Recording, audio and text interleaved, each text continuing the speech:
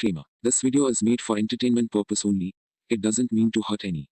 And don't take it seriously. तो क्या हाल बा भाई लोग। भोजपुरी के भोसड़ापुर नगरी में एक बार फिर से हम आ गए बानी। काहे से कि बाजार गरम बा ना देखनी हो नहीं। तो चली ना देख लिया जाओ। चलो भाई।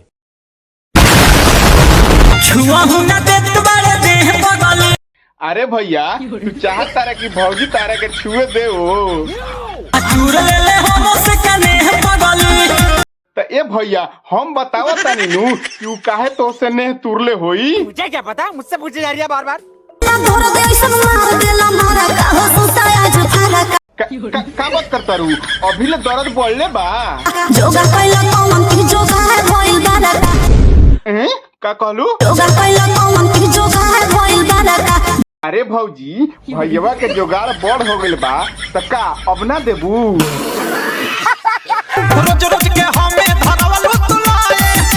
कितना हाली हम कही कि आदत छोड़ दे ठीक नहीं खे। ऐसे कैसे चलेगा।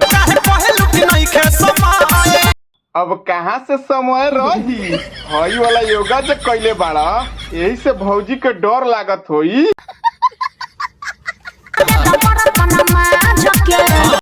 जल्दी आओ। का भौजी पर धोखा दे देलू तो भैया के ताव लागल बा। अब तू कह तारू की साँझ के देम। ये तो बहुत नाइंसाफी है भाई, बहुत ना। तो ए भौजी भैया के तो धोखा दे देलू लेकिन सुलेसनवा साँझ के फ्री बा। ए सुलेसन जो जब दे तारी तो ले ले।